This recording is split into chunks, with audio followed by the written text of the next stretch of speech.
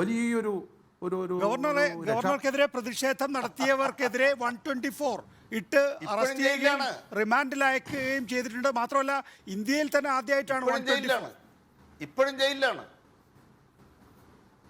ഞാനതാണല്ലോ നമ്മളെ താങ്കളെ ഇപ്പൊ താങ്കളുടെ ചാനലിന്റെ ദൃശ്യങ്ങളെ പറ്റി പറയുന്നല്ലോ. ആർഷോ മോനെ ആർഷോ, ഇതാണോ 124?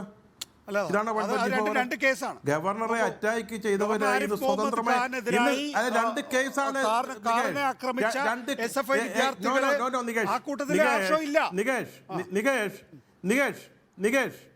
നികേഷ് ആർഷോ അതിലുണ്ടോന്നല്ലോ. നമ്മള് കോഴിക്കോട്ടെ കേസാണല്ലോ ഈ പറയുന്നത്.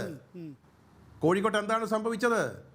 ദയവ് നികേഷ്, ഇപ്പൊ അനിൽകുമാർ ഉണ്ട് ഇവിടെ CPM-നെ ന്യായീകരിക്കാൻ. താങ്കളായിട്ട് ഞാൻ അതിനകത്ത് ബുദ്ധിമുട്ടുണ്ട്.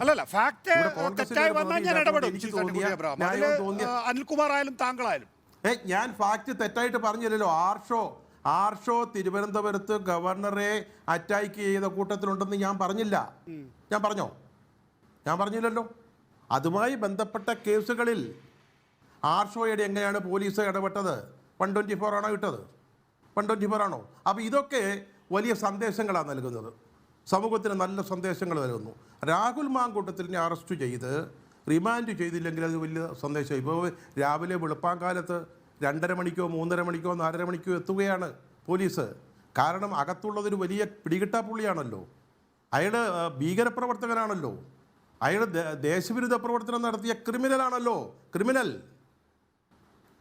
പരനാറി എന്നൊരു സഹരാഷ്ട്രീയ പ്രവർത്തനെ വിളിക്കുന്ന സംസ്കാരത്തിന് ഇതുപോലെ ക്രിമിനൽ എന്ന് വിളിക്കുന്നതിൽ തെറ്റൊന്നുമില്ല. ഞാനതിലെ ആക്ഷേപമൊന്നും കാണുന്നില്ല. അപ്പോൾ അത്തരത്തിലൊരാളെ പകൽ വെളിച്ചത്തിൽ അറസ്റ്റ് ചെയ്യുന്നത് അത് തെറ്റായ സന്ദേശം നൽകും.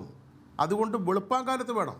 വെളുപ്പാങ്കാലത്ത് ആരും കാണാതെ പോലീസിൻ്റെ ഭാഷയിൽ ചെയ്ത വീട് കവർ ചെയ്ത് ഓരോ ഗേറ്റിലും വാതിലിലും ആളുകളെ നിർത്തി അകത്ത് ചാടിക്കയറി അവരുടെ അമ്മയോടിരുന്നു അയാളോടിരുന്നു അങ്ങനെ അറസ്റ്റ് ചെയ്യണം. അല്ലാതെ പകൽ വെളിച്ചത്തിലൊന്നും അറസ്റ്റ് ചെയ്യരുത്. അതൊക്കെ തെറ്റായ സന്ദേശങ്ങൾ നൽകും.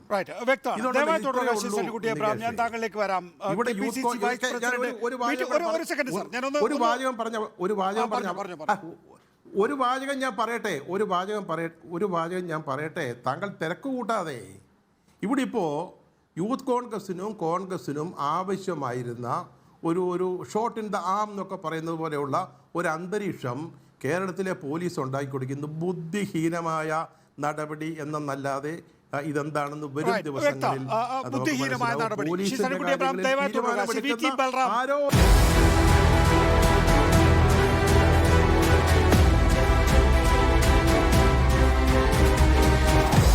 Debate with MV Nikesh Kumar.